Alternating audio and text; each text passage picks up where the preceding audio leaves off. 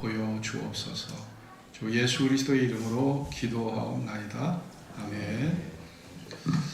오늘 부활절을 맞이해서 부활의 영광에 대해서 말씀을 나누겠습니다. 톨스토이의 소설 중에 부활이라는 소설이 있습니다. 여러분 그 내용 아시죠? 거기에 주인공이 카츄샤라는 여인입니다. 이 카츄샤는요, 네블 류도프라고 하는 공작의 집에 가정부로 18살 나이에 가정부로 들어갑니다.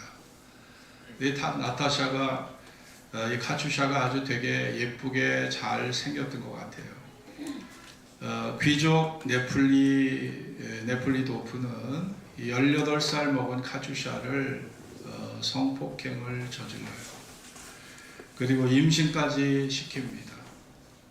그래서 출산해서 결국 아이가 나왔지만 그 아이가 죽어버립니다. 이런 과정에서 카츄샤가 마음에 깊은 상처를 받게 돼요. 그리고 몸도 마음도 더럽혀집니다. 그리고 타락하게 돼서 나중에는 이 여자가 정말 창녀가 돼요. 몸을 파는 창녀가 되고 나중에는 살인 절도 혐의로 재판을 받게 됩니다. 한 남자에 의해서 여자의 인생, 여자의 삶이 완전히 망가지는 처참한 절망의 자리에 빠지게 되는 거죠. 남자들은 잠시의 쾌락을 위해서 그 여자를 그렇게 범했을지 몰라도 여자는 그 일이 인생이 망가지고 자기의 삶의 희망이 뿌리채 다 뽑히는 그런 엄청난 슬픔과 절망을 그 사람으로 인해 겪게 된 겁니다. 어느 날 배심원으로 참석해달라는 편지를 받고 이 공작이었던 귀족 네플리도프가 법정에 출두를 합니다. 그런데 살인 혐의로 재판을 받는 그 피고가 자기가 10년 전에 자신이 욕보였던 바로 카츄샤였던 거예요. 네플리도프는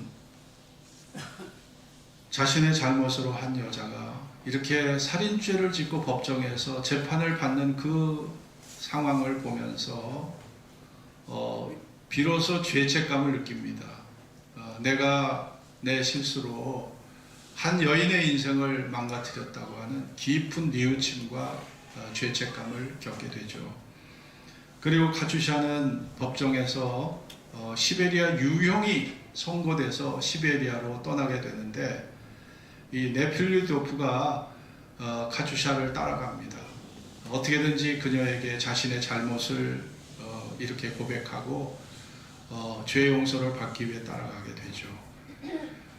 그곳에서 카츄샤는 이 자기에게 가해를 입혔던 이 네플리도프를 만나게 됩니다. 여러분, 톨스토이가 그 작품을 통해서 우리에게 전해주려고 했던 것은 과연 무엇일까요?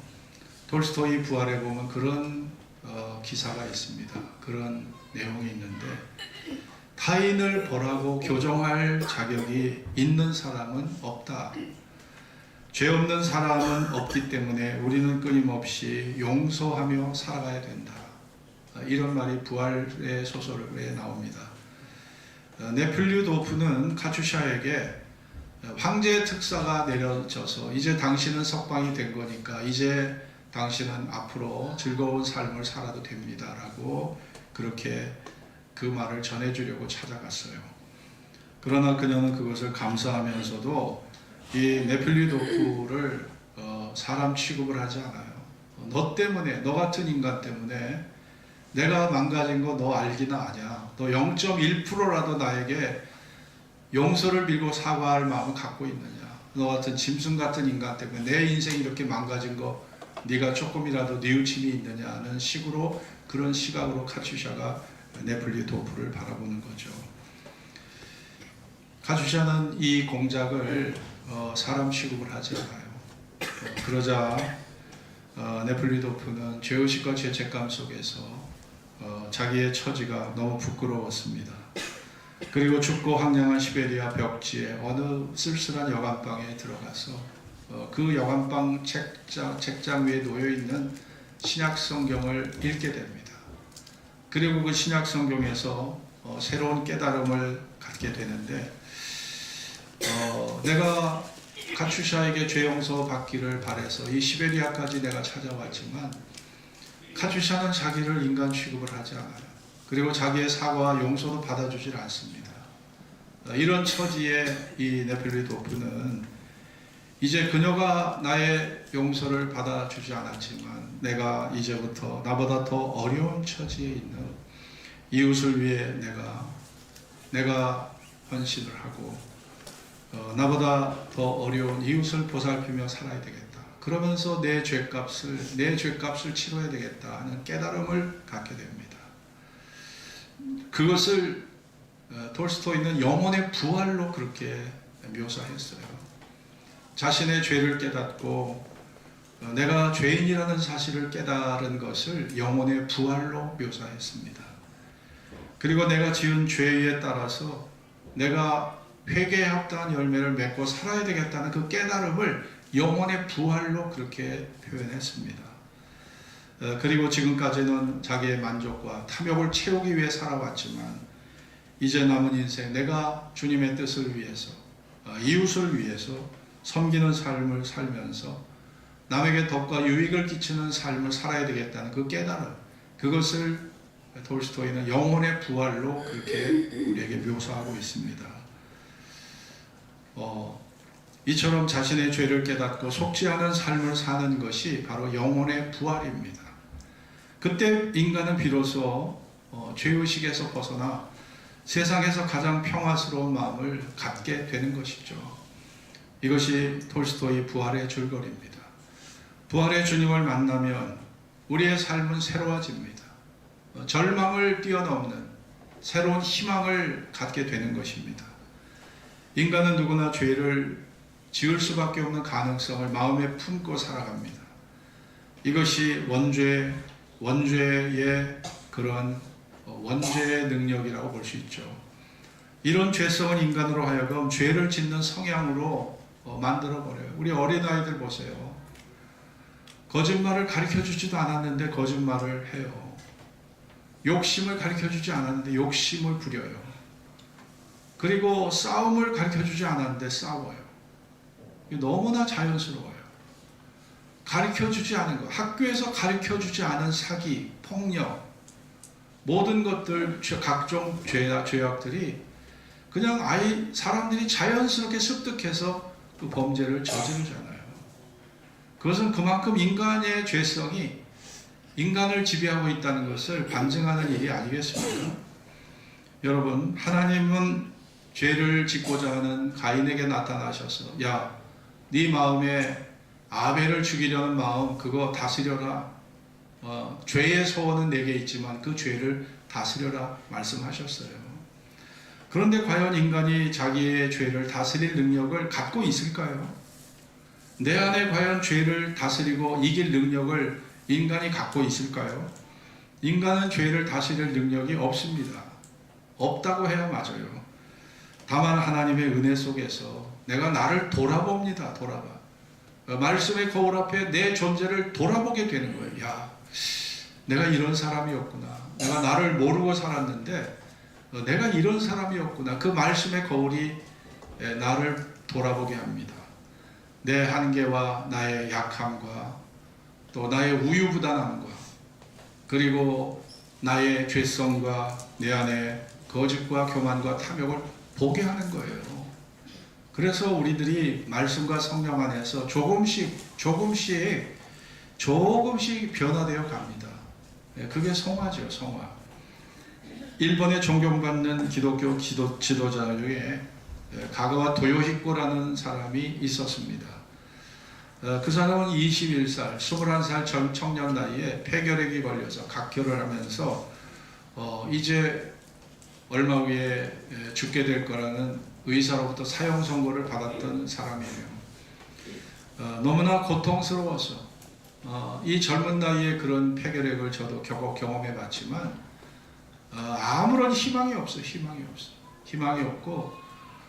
내 자신을 거울 앞에 보면 뼈마디만 앙상해서 해고를 방불하는 그런 모습을 보면 정말 희망이 솟아나질 않죠. 가가와 도요이코도 그랬던 거예요. 그러던 어느 날 잠을 이루지 못하고 고민하다가 한 줄기 소망의 빛을 보게 됩니다. 예수님의 십자가가 실패한 저주의 형틀이 아니라 하나님의 놀라운 사랑의 결정체임을 깨닫게 되는 거예요. 십자가는 종말의 상징이 아니라 부활의 능력으로 우리를 일으키는 새 출발의 신호요 증표라는 것을 깨닫게 된 것이죠. 그 깨달음을 얻은 이 가가와 도요이코가 다음날 새벽에 소달구지에 자신의 짐을 싣고 빈민굴에 들어갑니다. 그래서 가난한 사람들의 친구가 되어줘요. 그래서 그들의 발을 씻어줍니다. 빨래를 해줍니다. 허드렛 일을 도와줍니다. 온갖 그런 연약한 사람들을 가까이 해서 그들의 벗이 되어주고 친구가 되어주고 대화의 상대가 되어줍니다. 젊은 나이에 폐결핵으로 죽어가던 그가 깨달은 진리는 인간답게 살아가려면 의미 있게 죽어야 된다는 것이었습니다. 내가 인간답게 살아가는 길은 내가 의미 있게 죽는 것이다. 하루를 살아도 의미 있게 죽는 것이다 라는 것을 그가 깨달은 것이에요. 빈민굴에서 피를 토하며 각혈을 하며 헌신을 했는데 놀랍게도 가와 도요이코는 72세까지 살았습니다. 수많은 저술과 사랑의 헌신을 통해서 사람들에게 인간의 귀감이 되었어요. 죽음의 문턱에서 발견한 십자가, 죽음의 문턱에서 발견한 부활의 소망이 그의 인생을 새롭게 변화시켜 준 것입니다. 그래서 그가 쓴 책의 이름이 사선을 넘어서입니다. 사선을, 죽음의 사선을 넘어서. 비록 우리의 삶이 때로는 힘들고 곤고할지라도 부활의 소망으로 다가오시는 주님의 능력을 우리가 발견할 수 있다면 어떤 절망도 어떤 시련과 고통도 우리가 부활의 능력으로 이겨낼 줄로 믿습니다. 그것이 부활의 능력입니다. 어떤 절망이 죽음보다 크겠어요? 네? 여러분, 어떤 절망이 죽음보다 크겠습니까? 어떤 고통이 죽음의 고통보다 크겠습니까? 그런데 예수님은 그 죽음의 고통을 이겨내셨고 우리에게 부활의 생명의 빛으로 다가오신 거 아니에요? 우리가 주님의 부활의 주님을 만날 때 그런 위대한 변화, 그 위대한 새 출발을 할 수 있는 그런 신비의 빛을 우리가 얻게 될 것입니다. 유명한 판넨베르그라고 하는 유명한 신학자가 있어요. 이 판넨베르그는 부활을 근거로 해서 예수님의 기독론을 수립한 신학자입니다. 판넨베르그는 예수님의 부활의 사건은 기독교 신앙의 중심이며 출발점이라고 그렇게 말했습니다. 판넨베르그는 예수의 부활은 역사적으로 기독교 역사의 출발점이고 부활의 사건은 신앙 역사의 그런 새로운 그런 기틀이라고 말했던 거예요. 부활이 없다면 십자가를 포함해서 십자가의 죽음을 포함해서 수없는 죽음의 행렬, 그 죽음, 예수님이 부활하지 않으셨다면 그분은 그냥 하나의 잠시 기적을 행하고 잠시 신비한 일을 행하고 잠시 인간에게 위로를 주고 잠시 인간을 교화하기 위해서 힘쓰다가 죽은 그런 하나의 종교인으로 분류됐을 거예요. 예수님은 그냥 잠시 있다가 사라져버린 역사 속의 종교인으로 그가 분류됐을 겁니다. 그런데 예수님의 부활은 바로 그가 잠시 사람들을 교화하고 사람들을 위로해줬던 위로자, 그리고 상담자, 그리고 인간을 교화했던 그런 영적 지도자가 아니라 하나님의 아들, 그리고 죽음을 이기신 분으로 생명의 구세주로, 그리고 영원히 우리를 살려내는 생명의 능력자로 우리가 예수님이 우리의 마음에 각인이 될 수 있었던 거예요. 알렉산더도 칭기즈칸도 나폴레옹도 수많은 대륙을 점령하고 수많은 나라를 지배했지만 자신에게 다가온 죽음만큼은 이기지 못했잖아요. 그것이 그들의 한계였고 그것이 그들의 바로 가장 큰 약점이었습니다. 그러나 예수님은 자신에게 다가온 십자가의 저주의 죽음을 이기시고 부활하심으로 바로 부활을 통해서 죽음을 이기신 참 승리자로 바로 이 세상의 역사 앞에 우뚝 서게 되신 겁니다. 여러분 생각해 보세요. 오늘 이 자리에 누가 심장마비로 죽었다 합시다. 그 심장마비로 죽은 사람, 대한민국의 모든 명의를 총동원하고 세계의 모든 명의를 다 총동원하고 모든 제약회사의 모든 명약을 다 총동원하고 그리고 첨단 시설을 갖춘 병원 시설을 총동원해서 그 사람을 살려보려고 해도 살릴 수가 없는 거예요. 모든 의료행위는요, 살아있는 사람에게 해당되는 것이지 죽은 사람에게 해당되는 의료행위는 없습니다. 죽음 즉시 우리는요, 그냥 영안실로 다 직행하는 거예요. 심장의 박동이 멈추면 다 영안실로 직행하는 겁니다. 그러나 오늘 예수님은 죽은 자를 살리는 바로 그것이 바로 주님이 하시는 일입니다.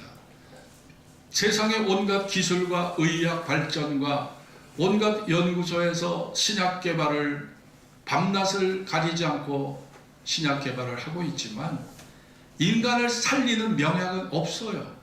죽은 자를 살리는 명약은 개발되지 않았습니다. 여러분, 그것은 오직 하나님의 영역이고 하나님만이 하실 수 있는 일인 것입니다. 그래서 그 임무가 그 아들에게 맡겨진 것이에요. 로마서 3장 3절 4절에 보면 이 아들로 말하면 육신으로는 다윗의 혈통에서 나셨고 성결의 영으로는 죽은 자 가운데서 부활하여 능력으로 하나님의 아들로 인정되셨다고 말씀합니다. 예수님이 부활하지 않으셨다면 그분은요, 그냥 나사렛 목수의 아들이에요. 인간을 잠시 위로하고 상담하고 치료해 줬던 그런 하나의 영적 지도자, 종교 지도자에 불과한 겁니다. 그러나 그분이 부활하셨기에 그분은 나사렛 목수의 아들이 아니라 우리에게 생명의 구세주, 죽음을 이기신 승리자, 그리고 영원히 우리를 살려내는 위대한 하나님의 아들로 인정되신 겁니다. 바로 부활은 바로 그러한 주님을 바라보고 그것을 우리가 그 주님의 부활을 축하하는 바로 그 일을 위해서 오늘 우리가 이 자리에 모인 것입니다. 위대한 과학자 알버트 아인슈타인은 노후에 기독교 신앙을 가지면서 이러한 유명한 고백을 남겼어요. 나는 평소에 특별히 젊었을 때 나는 교회를 경멸했습니다. 또 교회를 무시했습니다. 그러나 내 조국 독일이 어두워졌을 때 그리고 나치의 핍박 아래에 있었을 때 내가 경멸하고 무시했던 교회는 우리 민족의 유일한 소망이었고 그리고 사람들의 안식처였습니다. 그리고 내가 나이 먹어 내 노후의 인생의 석양역에 나는 교회 이외에 내 영혼의 위로를 경험할 수 있는 장소를 찾지 못했습니다. 나는 이제 교회로 다시 돌아옵니다. 내 영혼의 안식처인 하나님께로 돌아옵니다. 이것이 알버트 아인슈타인의 말입니다. 여러분, 예수님만이 인간의 죄와 죽음에 대한 그런 해답을 주시고 출구를 제시하시고 죽음의 절망에서 출구를 제시할 수 있는 분이 과연 누굽니까? 마호메트입니까? 석가모니입니까? 소크라테스입니까? 공자입니까? 없어요, 없어. 예수님만이 그 일의 유일한 해답이 되시는 거죠. 예수님만이 죄와 죽음의 문제를 해결하시는 유일한 분이기에 우리가 그분을 바라보고 주목하고 그분에게 내 미래의 인생을 맡길 수 있는 겁니다. 여러분, 아무리 우리 인생의 겉모습이 화려하고 아름다워 보여도 지금 이 순간에도 벽제 화장터, 수원의 연화장, 여러분 그 화로 속에 수없는 죽음의 행렬이 지금 이 순간에도 계속 이어지고 있어요. 하루에 수백 수천 구의 그런 시신들이 화로 속으로 들어갑니다. 이 장례 행렬을 누가 멈출 수 있겠습니까? 이 장례 행렬을 누가 멈출 수 있겠어요? 이 장례 행렬 속에 누가 예외가 될 수 있습니까? 누가 빠질 수 있나요? 없어요, 없어. 다 우리는 그 장래 행렬 속에 언젠간 나도 화로 속에 들어가야 될 바로 그런 운명의 시간이 온다는 사실을 여러분도 잘 인식하고 계시잖아요. 그러나 그 이별의 아픔을, 무덤의 그림자를, 죽음의 두려움과 공포를 예수님은 그것을 뛰어넘을 수 있는 능력을 갖고 계시고 우리에게 자유와 희망을 주시는 부활의 생명으로 우리에게 함께 하실 때 더 이상 죽음이 두렵지 않고 그 죽음이 나를 지배할 수 없는 참된 마음의 믿음의 참된 승리자로 우리를 우뚝 서게 하실 것을 믿습니다. 인도의 선다싱이라는 유명한 전도자 그리고 선자가 있는데 이분은요 히말라야 오지를 다니면서 전도하다가 이분은 어디에서 죽었는지 실종이 됐어. 전도하다가 이분은 순교하신 분이 바로 선다싱입니다. 이분은 수 없는 사람에게 전도했는데 이분의 시신이 아직도 발견이 안 됐어요. 히말라야 산맥 어디에 이분의 시신이 묻혀 있을 거라고 생각합니다. 그런데 이 선다싱이 어느 해 영국을 방문해서 국회에서 연설을 했는데 많은 사람들이 몰려들어 그 강연을 경청했습니다. 참석자 중에 한 교수가 질문을 했어요. 당신의 뿌리는 힌두교고 힌두교의 유명한 학자로 내가 알고 있는데 어째서 철저한 힌두교도가 어떻게 기독교로 개종할 수 있었습니까? 그 말에 선다싱은 머뭇거림 없이 대답을 했습니다. 그것은 예수의 부활 때문입니다. 예수의 부활 때문입니다. 힌두교나 불교는 인생 무상이에요. 허무주의를 말하지 그 죽음의 어떤 희망도 말해주지 않습니다. 네? 그냥 그 죽음을 받아들이고 숙명처럼 받아들이고 그 죽음을 받아들이고 이제 윤회의 길을 준비하는 거 말고는 없는 거예요, 불교는요. 그리고 부처가 된다고 해도 내가 석가모니가 된다 할지라도 그 석가모니는 우리가 부처의 깨달음을 갖고 산다고 해도 그것은 내가 결국은 무의 상태로 우주 공간 어느 공간 속으로 내 존재가 스며들어서 그냥 사라져버리는 거예요. 이 불교가 그것을 니르바나의 세계라고 말하잖아요.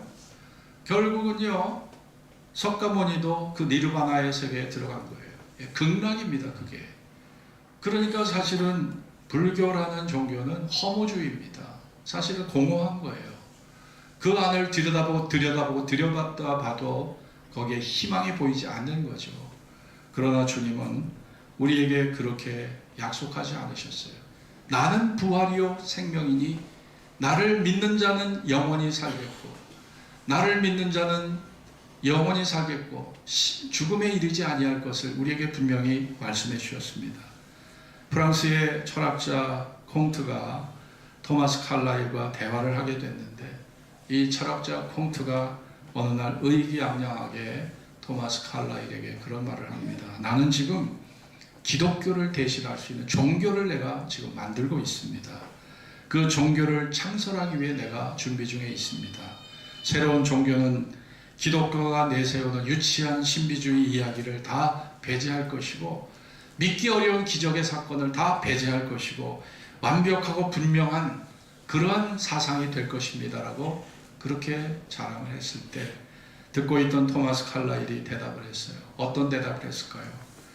당신이 새로운 종교를 만든다니 참 좋은 일입니다. 그러나 그 전에 당신이 할 일이 있습니다. 그것은 예수처럼 당신도 죽었다가 3일 만에 다시 살아나야 할 것입니다.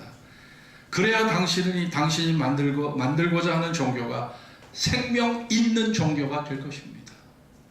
여러분, 종교가 이념에 그치고 사상에 그치고 관념의 유의에 그치고 그것이 우리를 잠시 즐겁게 하는 그런 관념의 유의라면 그것은 우리에게 도움이 안 돼요.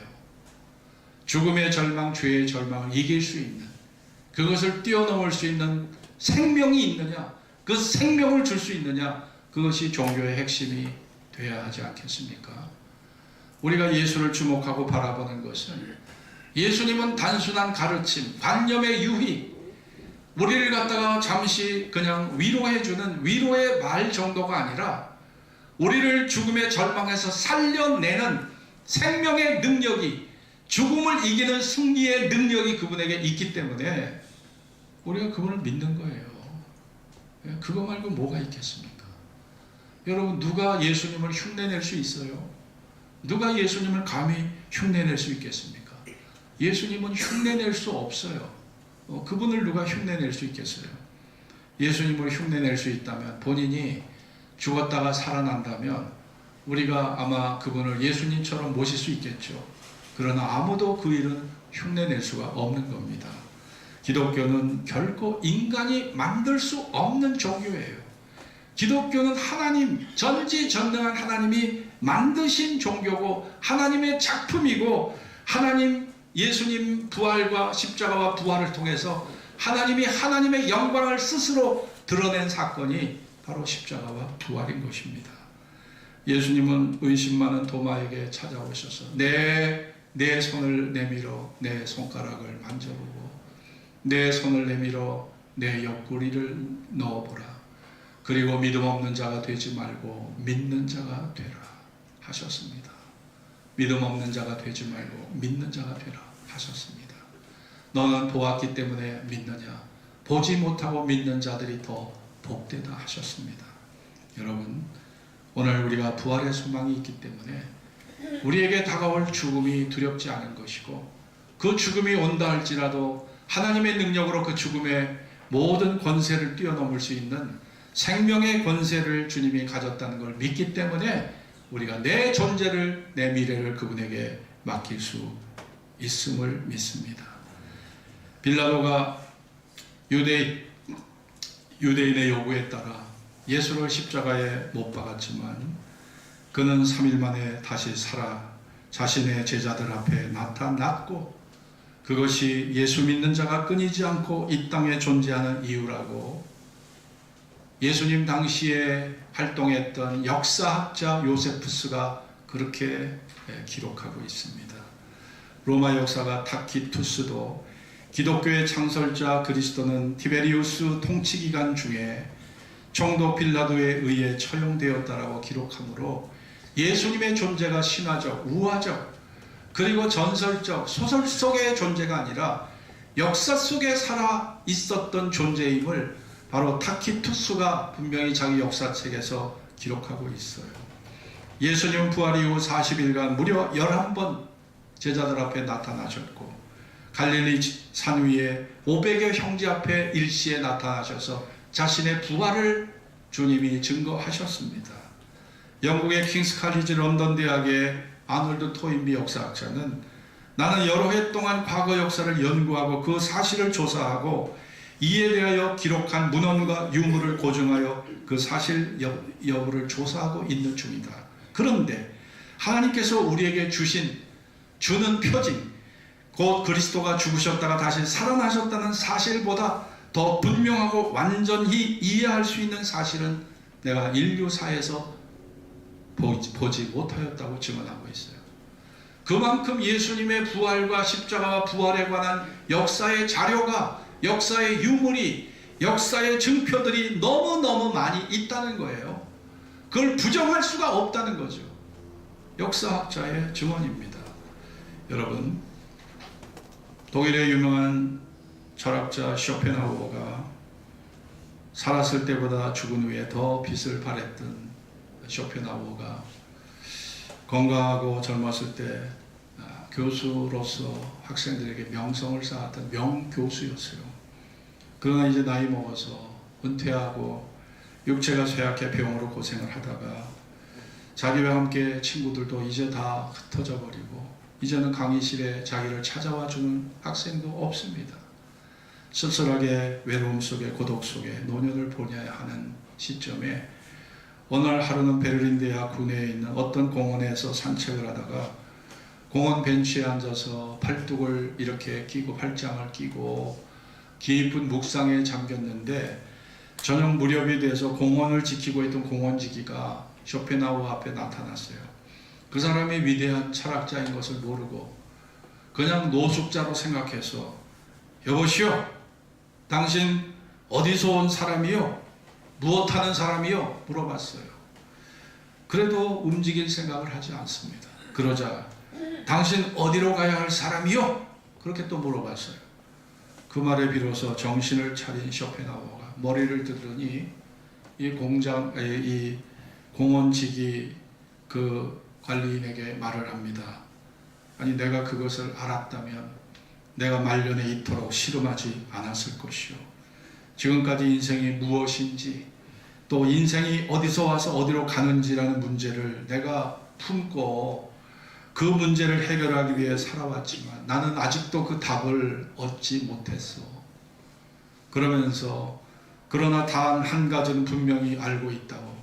인생은 죽음을 향해 가고 있다는 것이요. 여러분, 이것이 쇼펜하우어의 말입니다. 평생을 철학을 연구하고 철학을 학생들에게 교육하고 가르쳤던 대학 교수지만 내 인생이 어디서 와서 어디로 가는지, 내 죽음 이후는 어떻게 될 것인지, 죽음 이후의 운명은 어떤 것인지를 그 철학자도, 노철학자도 알지 못했던 것이고, 그것 때문에 죽는 순간까지 고민에 빠져 그것 때문에 고통을 겪었던 것입니다. 여러분, 오늘 죽음에 대한 가장 확실한 대비책이 무엇일까요? 여러분, 그것은 바로 예수님의 십자가와 부활을 통해서 우리가 그분을 하나님의 아들로 받아들이고, 예수님의 십자가와 부활은 무엇입니까? 바로 하나님께서 우리를 구원하시기 위해서 세우신 바로 메시아, 하나님의 기름 부음 받은 자, 그 메시아를 헬라어로 번역하면 그리스도가 되는 거예요. 그 메시아 그리스도를 우리에게 믿게 하시어 하나님은 우리를 구원하시고자 하나님의 열심으로 그 아들을 보내시어 여러분 한 사람 한 사람을 살려주시려고 여러분을 사랑하셨기 때문에 하나님께서 그 아들을 희생시켜 우리에게 부활을 통하여 그 증거를 보게 하여 믿게 하신 겁니다. 믿을 만한 증거를 주신 거예요. 고린도전서 15장에 보면 그리스도께서 다시 사신 것이 없다면 너희 믿음도 헛되고 너희가 여전히 죄 가운데 있을 것이요, 그리스도께서 그리스도 안에서 잠자는 자도 다 망하였으리니 만일 그리스도 안에서 우리의 바라는 것이 다만 이생뿐이라면 모든 사람 가운데 우리가 더 불쌍한 자니라. 예수 믿는 사람들의 바라는 것이 현실 이 살아가는 세상의 것으로 국한이 된다면, 제한이 된다면, 예수 믿는 사람 주일날도요 뭐 이렇게 늦잠 잘 수 있어도 예배 시간 맞춰서 와야 되죠. 11조 내고 살아야죠. 봉사해야죠. 교회가 주는 부담도 갖고 같이 지고 가야 되잖아요. 우리가 예수를 믿음으로써 인간의 자유가 제한받을 수 있는 거예요. 걸리적거리는 게 많이 생기잖아요. 예수 믿어서 예수 믿다가 순교당하고, 예수 믿다가 사람들에게 조롱당하고, 예수 믿다가 재산 몰수당하고, 그런 사람이 역사 속에 얼마나 많았습니까? 여러분, 예수 믿는 것이 다만 이생뿐이라면 예수 믿는 사람들은 가장 불쌍한 사람들이에요. 제가 이집트 얘기 한번 했잖아요. 세계 지금, KBS 세계 지금에서 나온 얘기인데, 이집트는요 주민등록상에 종교 표시를 해요. 종교 표시. 그 나라는 이슬람을 믿는 나라입니다. 이슬람을 믿는 나라인데 기독교인이라고 명기가 되면 그 사람 취업이 안 돼요. 취업이 안 되니까 기독교인들이 뭘 하는 줄 아세요? 쓰레기 야치장에서 거기에서 폐재 줍고, 거기에서 병 줍고, 거기에서 무슨 재활용품 주워가지고 그거 팔아서 생활했어요. 그래서 이집트의 기독교인들은요 아주 최하위, 가장 극빈자들이에요. 극빈자들. 여러분, 그 사람들 예수 믿는 것 때문에 그런 불이익을 당하고 있는 것이고, 내가 지금이라도 예수 믿는 거 포기하고 이슬람으로 개종하면 여러분 어엿한 시민으로서 권리를 누리며 살 수 있는데, 여러분 그 예수 믿는다는 그 이유 때문에 그 권리를 포기하고 가장 극빈자로 인생을 살고 있더라고요. 이집트 기독교인들이. 여러분이 만약 그런 자리에 있다면, 여러분 그래도 이렇게 손해를 보고 이렇게 천시를 당해도 여러분 예수 믿겠어요? 그 믿음을 사회적 권리와 사회적 영광과 그 믿음을 바꾸지 않겠다고 여러분 말할 수 있겠습니까? 여러분, 저는 참 그 이집트 기독교인들이 위대해 보이더라고요. 지금도 그런 사람들이 있어요. 너무나 위대해 보이더라고요. 여러분, 그렇습니다. 성경에 지금은 우리가 무명한 자 같으나 유명한 자요, 아무것도 없는 자 같으나 모든 것을 가진 자로다. 이것이 그리스도인의 실상이라는 것을 말씀해주고 있습니다.